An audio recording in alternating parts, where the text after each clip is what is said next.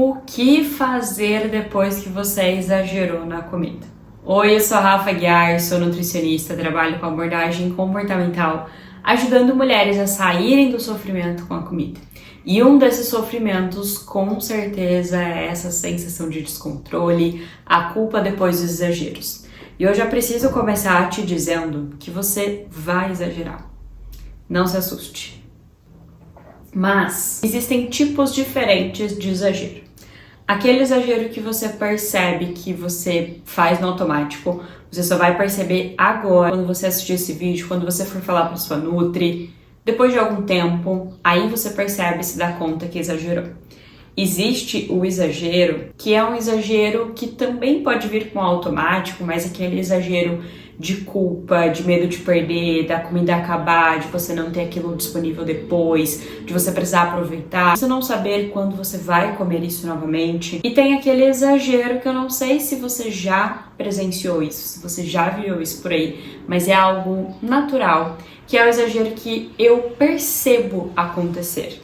Que eu estou ali comendo, que eu vejo que é gostoso, que é um momento social, que eu quero mais e eu decido continuar comendo ao invés de comer e nem perceber. Principalmente esse terceiro vai acontecer, porque quando você muda a sua relação com a comida, quando você constrói novos hábitos, quando você para de sofrer com a alimentação, você percebe que tá tudo bem e que isso não vai mudar a sua saúde, o seu corpo ou deixar você uma pessoa pior. Isso não é descontrole, é uma escolha. Você percebe que isso está acontecendo e você deseja continuar.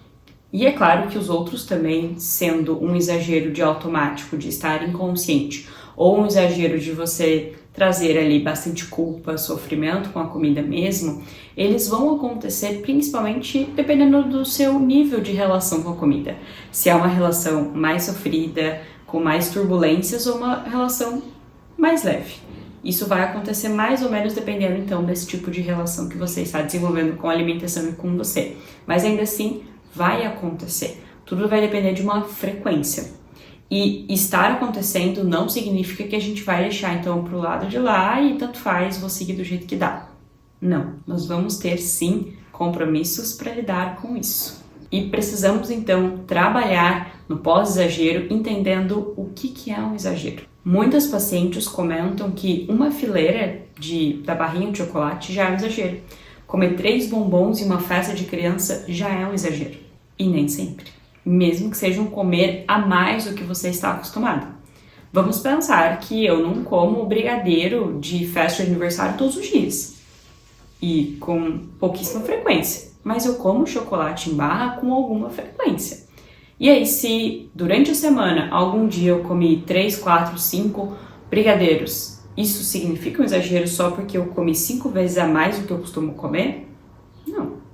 Nós vamos identificar essa quantidade de exagero primeiro, sim, pela quantidade, pela frequência do alimento e principalmente por como você se sentiu fisicamente olhando para o seu estômago, que fica aqui no meio da nossa barriga. Você se sente desconfortável após comer? Como você se sente? Leve, confortável, cheia, estufada, passando muito mal, precisando abrir o botão da calça? Já é um norte, um limite para a gente entender se houve um exagero ou não. E é nítido que depois de exagerar, sempre aparece 2 consequências, uma física e uma mais emocional. Essa física da sensação de exagero e de estufamento, por exemplo, que é um desconforto e a gente só consegue lidar esperando, não tem o que fazer. É importante que você se sinta confortável, que você descanse, que você não se movimente muito porque aquele desconforto tá ali. E que você saiba então que você vai sentir fome daqui a pouco. Demore mais tempo para você sentir do que em outros momentos. Só que vai sentir. Você compensar, restringir, fazer qualquer ação depois do exagerar para compensar na próxima refeição, não vai compensar. Então, entenda que você talvez demore para sentir fome, mas você vai continuar sentindo. E tudo bem. Então, espera fazer essa digestão, tenta lidar da maneira mais confortável possível com isso, não se julga, não se culpa, talvez olhe sim para trás e entenda o que aconteceu, como você poderia fazer diferente e cuida da próxima refeição. A culpa aqui não cabe. E essa uma segunda consequência na versão mais emocional que surge depois do exagero. De você perceber, então, que eu fiz algo de errado e por isso estou me culpando, porque a culpa só aparece quando a gente erra em algo.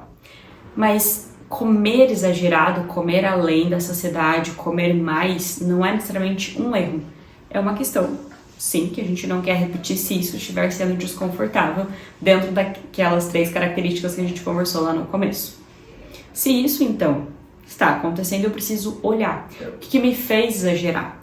Com quem que eu estava? Onde eu estava? O que eu comi? Qual quantidade eu comi? Por que eu comi? Porque a culpa ela vai te paralisar. É claro que você pode fazer diferente. Por isso que o passo é dar tchau para a culpa e investigar o que aconteceu para que você conheça esse contexto e saiba o que levar para a próxima refeição. Talvez você tenha identificado que você comeu aquela refeição com muita fome. Então você aprende que da próxima vez é importante você chegar com menos fome. Talvez você entenda que você colocou demais no prato e você teve que comer até o final. E aí você busca não fazer isso da próxima vez.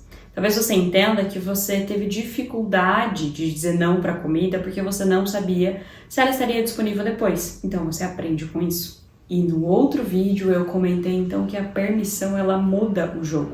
Porque é onde eu entendo então que se está disponível, eu posso comer. E esse poder comer não significa que eu vou comer. Eu vou analisar se faz sentido. Lembra que nós somos desconectadas com o nosso corpo? Então ele dá sinal de saciedade, que é a quantidade que eu posso estar parando de comer, que já está sendo o suficiente para mim. Que é aquela sensação de saciação, de completude. Aqui eu posso parar. Só que nós estamos desconectados e por isso nós não entendemos. Por isso que no treino, no processo, no dia a dia, cada refeição você vai ter dificuldade de perceber isso. Entenda que muitas vezes você vinha comendo aqui, essa quantidade você identificou que isso aqui era um exagero. Você não vai passar daqui para a quantidade que, entre aspas, seria o ideal para você. Você vai reduzindo aos poucos, descendo passo por passo, degrau por degrau. E assim você vai deixando isso mais sustentável, porque se você sai daqui e tenta manter isso aqui, automaticamente isso não vai ajudar, porque você não vai conseguir manter isso de uma maneira sustentável. Então você vai descendo e percebendo a sua saciedade mais facilmente. E você percebe então que você precisa de menos comida, porque nós não precisamos comer tanto quanto imaginamos. Mas para isso a gente vai vivendo na prática, identificando esses sinais de saciedade. Meus pacientes comentam muito uma frase nesse processo de que, olha, comi mais do que o meu nível de saciedade, mas menos do que eu costumava comer. Então elas estão nesse processo aqui no meio do caminho, percebendo que elas estão deixando de exagerar, entendendo melhor sobre saciedade, comendo e tendo uma relação melhor com a comida, mas em busca então desse objetivo, desse compromisso de honrar a saciedade, que não é uma quantidade certa sempre, ela vai oscilar e tudo bem. E a cada momento eu vou entender o quanto é suficiente para mim, entendendo esses gatilhos, se aproximando dos sinais de fome física, de saciedade, entendendo quando você come porque você ainda não tem uma boa relação com a comida. Você consegue então, executando esses passos numa questão mais física, biológica, com a comida, quantidades, o tipo de alimento, as porções, mas também numa questão mais comportamental, de comer com mais atenção, com mais pausas, que é essencial para você se perceber. Se eu estou fazendo algo muito rápido, eu não consigo prestar atenção. Então que eu possa colocar porções menores no meu prato, que eu possa então comer devagar, com atenção, degustando a comida, sentindo aquele sabor, percebendo quando a comida deixa de ficar gostosa, se eu ainda preciso continuar comendo, qual é a minha sensação física de fome ou de saciedade, o quanto mais eu preciso, e ter paciência novamente comigo para eu ir desenvolvendo esse processo. Se esse vídeo então te ajudou, lembre-se de ficar por aqui, toda semana temos vídeos. E eu falo então sobre comportamento alimentar, relação com comida, nutrição, relação com o corpo. E me conta nos comentários o que passa na sua cabeça quando você exagera.